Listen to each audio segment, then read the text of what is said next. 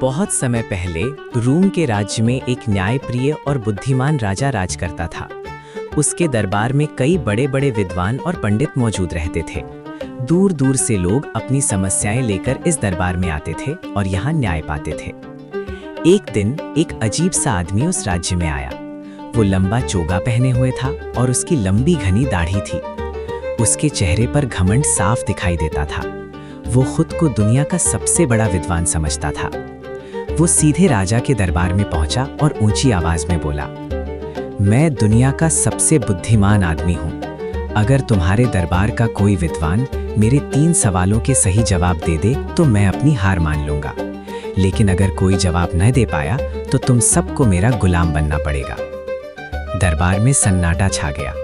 राजा के विद्वान बहुत पढ़े लिखे थे, लेकिन उस आदमी के घमंड भरे अंदाज से सब थोड़ा घबरा गए। राजा ने कहा, ठीक है, तुम अपने सवाल पूछो। विद्वान ने पहला सवाल पूछा, मुझे बताओ कि धरती का बिल्कुल बीच वाला हिस्सा कहाँ है। दरबार में बैठे सभी पंडित एक दूसरे का चेहरा देखने लगे। किसी के पास इसका सटीक जवाब नहीं था।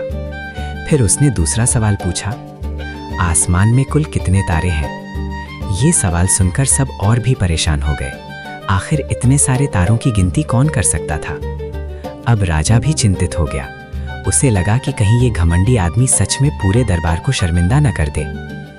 तभी अचानक दरबार के दरवाजे से एक मजेदार आदमी अंदर आया। उसके साथ एक गधा भी था। वो आदमी था मुल्ला नसरुद्दीन। मुल्ला नसरुद्दीन अपनी हाजिर जवाबी और मजाकिया बुद्धि के लिए पूरे इलाके में मशहूर था। राजा ने उसे सारी बात बताई और पूछा, क्या तुम इन सवालों का जवाब दे सकते हो। मुल्ला नसरुद्दीन मुस्कुराए और बोले, जहां पनाह, कोशिश तो कर ही सकता हूं। घमंडी विद्वान हंसते हुए बोला, ठीक है, अगर तुम जवाब दे पाए तो मैं तुम्हें मान जाऊंगा। मुल्ला नसरुद्दीन धीरे धीरे दरबार के बीच में आए। उन्होंने अपनी छड़ी जमीन पर मारी और बोले, धरती का बिल्कुल बीच वाला हिस्सा यही जगह है।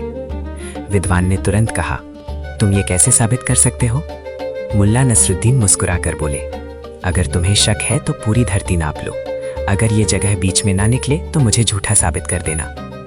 ये सुनकर दरबार में हल्की हंसी गूंजने लगी। अब विद्वान ने दूसरा सवाल याद दिलाया, अच्छा बताओ, आसमान में कितने तारे हैं। मुल्ला नसरुद्दीन ने अपने गधे की तरफ इशारा करते हुए कहा, आसमान में उतने ही तारे हैं जितने मेरे गधे के शरीर पर बाल हैं। विद्वान चौंक गया और बोला, ये कैसे हो सकता है। मुल्ला नसरुद्दीन बोले, अगर यकीन नहीं है तो पहले मेरे गधे के बाल गिन लो और फिर आसमान के तारे गिन लेना, दोनों बराबर निकलेंगे। अब पूरा दरबार जोर जोर से हंसने लगा। मुल्ला नसरुद्दीन ने फिर विद्वान की लंबी दाढ़ी की तरफ देखकर मजाक में कहा, अगर चाहो तो तुम्हारी दाढ़ी के बाल भी गिन लेते हैं, शायद उनका भी कोई हिसाब निकल आए। ये सुनते ही घमंडी विद्वान का चेहरा लाल हो गया। उसे समझ आ गया कि उसकी चालाकी उसी पर भारी पड़ गई है। उसने शर्मिंदा होकर सिर झुका लिया और बोला, आज मुझे समझ में आ गया कि असली बुद्धिमानी सिर्फ किताबों में नहीं होती। असली बुद्धिमानी विनम्रता और समझदारी में होती है। राजा और दरबार के सभी लोग मुल्ला नसरुद्दीन की बुद्धि से बहुत खुश हुए। राजा ने उनकी खूब प्रशंसा की। उस दिन से पूरे राज्य में ये बात फैल गई कि घमंड कभी भी सच्ची बुद्धिमानी से जीत नहीं सकता।